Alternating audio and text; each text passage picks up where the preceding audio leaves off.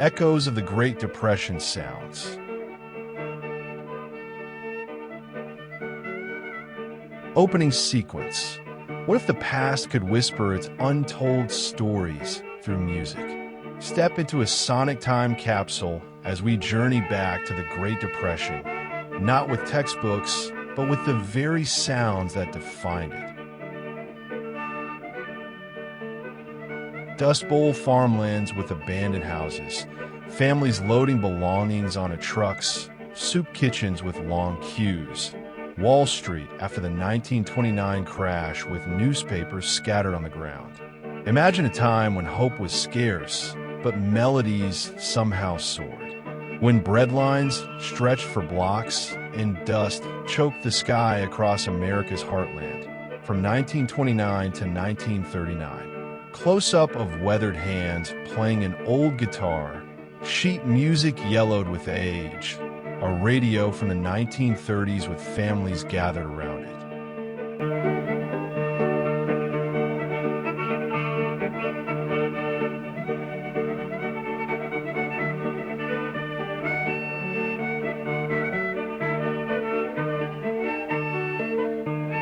Act I, the crash and silence. Wall Street, October 1929, businessmen in dark suits and bowler hats rushing through crowded streets, newspaper headlines. October 1929, the roaring 20s came to a devastating halt.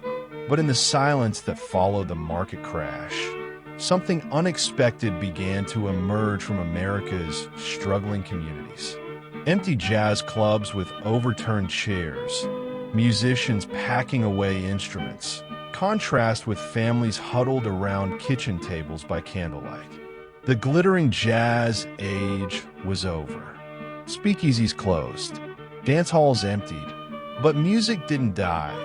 It transformed, becoming the voice of a nation in crisis. Transition to rural America, Dust Bowl scenes, farmhouses with broken windows, families in patched clothing sitting on front porches with simple instruments. Act 2. Birth of Resilience music. Close-up of African-American hands on piano keys in a small church. 1930s congregation in simple Sunday clothes. Women in worn dresses and men in their best remaining suits. From the churches of the South to the factory towns of the North, new sounds emerged. Gospel music swelled with deeper emotion. Blues became more raw and honest. Woody Guthrie-style figure with guitar and harmonica. Riding in freight train cars, dust-covered migrants walking along Route 66 with possessions in bundles. Folk music found its voice in the struggles of ordinary people. Songs became stories, tales of lost farms, broken dreams, but also of enduring hope. Radio studio, 1935, with large vintage microphone, families gathered in modest living rooms listening intently, children sitting on floors. Radio became the lifeline, broadcasting these new sounds across a fractured nation. For the first time, music united Americans in their shared hardship. Act 3. The Sounds of Survival.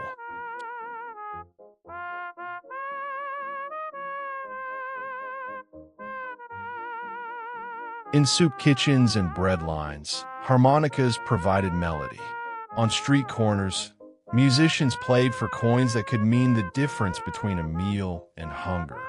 Migrant workers in California fields, Mexican and American laborers working together, evening scenes around campfires with guitars and singing. Migrant workers carried songs from state to state, creating a mobile soundtrack of survival. Mexican corridos mixed with American folk songs, creating new hybrid melodies. Young people at a CCC, Civilian Conservation Corps, camp, men in work clothes around evening fires, simple instruments being played. Government work programs like the CCC brought young men together, and with them came their regional songs, Appalachian ballads met Delta blues met Western swing.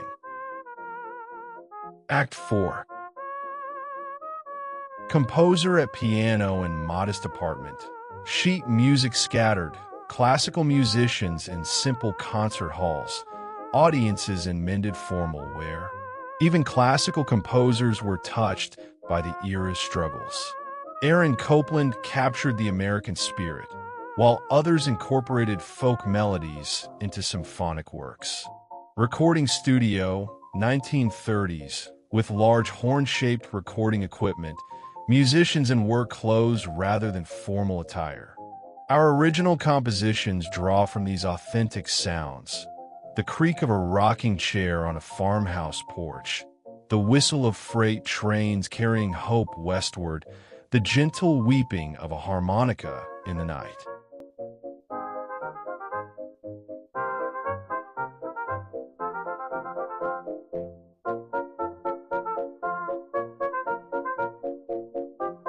Act V. Legacy and Reflection.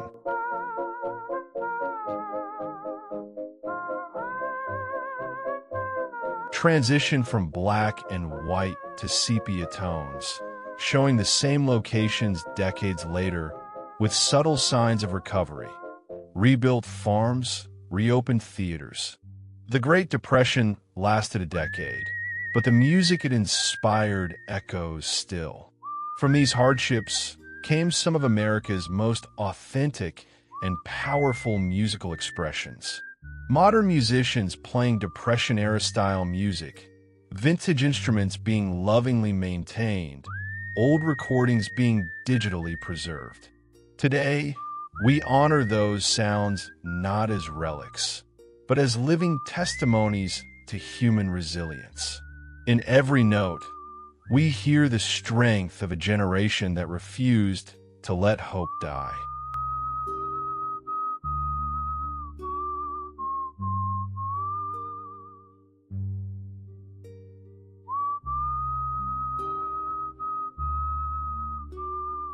This is their echo. This is their song. This is how resilience sounded when the world seemed to be ending, but music kept it alive.